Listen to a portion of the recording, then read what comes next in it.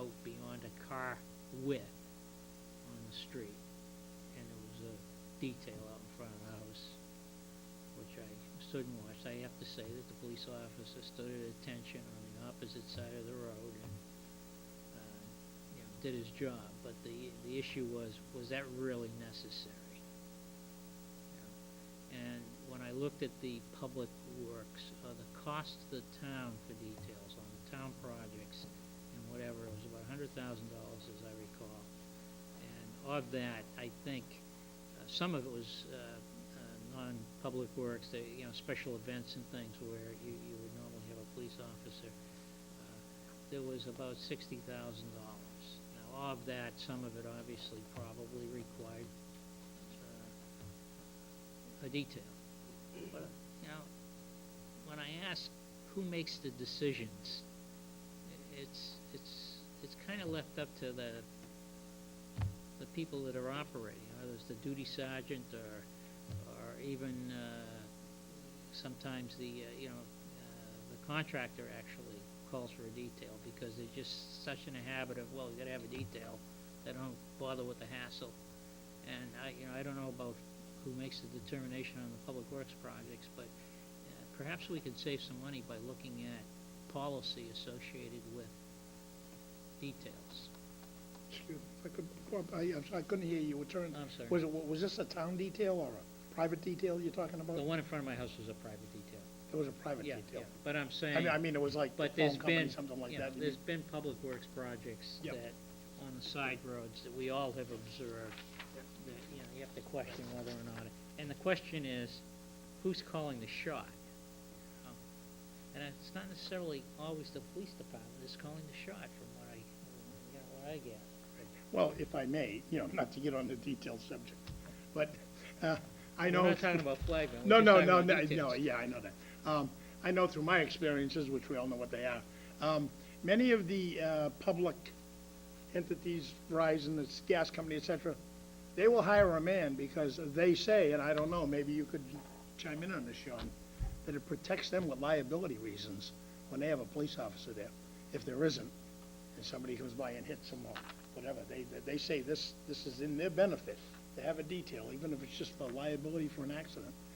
I don't know, I'm not making that an argument, but so I think maybe sometimes that's why you see them call, or they don't know they're not gonna go out into the street, but they may, and I don't know, but that's some of the reason. Some of them just call. Not because Yeah, they. but I've seen bigger obstructions Oh, yeah, on the side streets I agree. from the I'm people that do lawns, Yep. right? No, I'm not arguing that And no fact. one, You're right. I've never You're right. seen a detail You're right. around there, You're right? You're right. So there's some inconsistency here that, Right. No, you are Sorry. correct. I'm not arguing it. I think we need somebody to look at the Mr. Chairman, if policies. you'd allow me to just offer several revenue enhancement opportunities, I realize the hours late, so I'll go through these fairly quickly. Can I just, if you do, you had cost cutting first and then enhancements? Certainly. A few weeks ago, I asked to do an analysis on the fire department in relation to ambulance service and costs associated with callbacks, operating the ambulance, and also looking at revenue that we generate. And just to get the information. It's obviously a number of communities around, some surrounding communities farm that service out. Again, we've never had an open discussion on actual costs associated with operating the ambulance. What's it cost us? So it's time to look at things a little differently again. Same thing with the centralized dispatch. I know a number of communities are investigating and looking at it, aggressively looking at it, and we're not participating, what I understand. Right. I don't know why. I think we should, again, stick our nose into it and try and find out if there is a benefit and what the drawbacks may be, as far as the centralized dispatch. But whether, I'm talking about regional dispatch, regional dispatch as opposed to central. And again, maybe even look at the central dispatch here again, locally. I agree, I think both have to be looked at. Whether we go to a civilian dispatch locally in town, put another firefighter able to go out, maybe put another police officer on the street, and centralize it, or regional dispatch.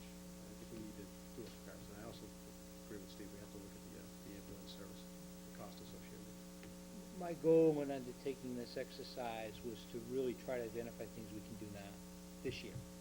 I think dispatch and ambulance is something that we should look at, absolutely fiscal 2010 and beyond, but, you know, I really wanted to get to you in response to the comments that were made at the meeting on Monday night about what can we do now, and how can we react to those issues. We're looking at some, Right, and I'm trying to get through this year's challenges. so you are gathering?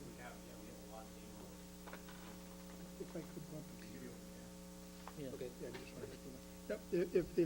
If I could, Greg, before we move on to the additional revenue enhancement opportunities, are you looking for our input Yes. on these first 11, and when are we gonna implement them if we agree? I mean, do you want input this week, or next meeting, or? I think the intent of this is to offer these as suggestions, and perhaps what we can do is schedule it for discussion, and if the board wishes to vote some of these things, Yeah, perhaps we can do it at our next meeting. okay, that's what I was wondering. I think Now, it needs to be done then. yeah, It needs to be done. now, Sooner rather than later. I do have one more Well, question. certainly number one and number two are done, Right. based upon what I've received from comments. Well, I'm not saying, Savings. I'm just trying to figure out how we're gonna handle this. On number 5, Greg, because I'm in agreement with Sean that this is something that can be put into effect now, but that's for everyone, correct? Yes, it That's is. every town employee? Yes, it is. Okay. I don't, Every I- municipal employee. yeah, I'm sorry, every municipal employee. I mean, I don't want to, I go along with that now, but if you want to do it at the next meeting, that's fine. We can do it. Well, speak to the rest of the board, though. Continue. Revenue enhancement opportunities. Pursue leasing of municipal facilities for cellular communication towers. I reported to the board previously that we had negotiations, have had discussions with Verizon. They've indicated an interest in at least one water tank location in town. I estimate the potential revenue gain annually between $25,000 and $40,000. We do need to get a vote of town meeting to do it. Leasing of municipal property does require a vote of town meeting, so we would not potentially see any gain in that until April at the earliest, April and May, but it is something that we are pursuing. I thought we had approval to place these things on the towers anyway from town meeting, and it's just gonna take a special permit through the Board of Appeals, I thought. Because we had put these towers out for bid previously. But there was never a vote of town meeting associated with them until this past April. Because I've had the clerk research that, because that was my thought too, is there must have been a vote of town meeting. We had a couple of heated meetings here. No, it wasn't. Well, we had it on the, Oh, on we the had it, Swan Pond Tower. we had it on the one, a few years back, we had it on the Moose Hill, and we had it on, the one up in Tower Hill Road. So, we had previously, but, okay. Sure. Maybe we never had a vote of town meeting, but I know we've had public hearings on them. Sure. Oh, and yeah. we've actually put them out to bid. Yep, And, so we did. If my cell phone would work reliably at my house, Greg, I could save one phone I bill. think it was all about the same time we put the That one would be down a at the, cost savings for me. DPW garage. Yeah, it was. It was all about the same time we It did the was. DPW garage tower. They were all like in the same time frame. I did ask the clerk to research it, and she told me that she couldn't find anything, so if you do have any suggestions, I could take The only thing I'll tell you is that we had lots of public hearings on it, but okay. 13 is the leasing of municipal property or the rental of municipal property for private outdoor advertising. I'm estimating a gain of between $12,000 and $15,000 annually. I've had some discussions with a company that presently has a billboard sign in town. We've discovered, I think I've reported this previously, we discovered the fact that this is municipal property that was taken through tax title purposes a number of years ago. We approached that company and told them that the free ride has come to an end, and they have indicated a willingness to enter into a rental agreement with the town, which would result in an annual revenue stream of between $12,000 and $15,000 for exactly what you see existing today, as it is today. And I think it's It's a parcel of land that we already own. it is a parcel of land that we own along Route 28 where there is an advertising sign. The town acquired the property tax title Many years ago. before me, a long time ago. And in the process of kind of reviewing these individual properties, we then went to I went to the people that had the sign. They were surprised to see that the town owned it. and they're quite willing to. Who were they paying rent to? Who did they think? Nobody. Nobody. And, however, Real.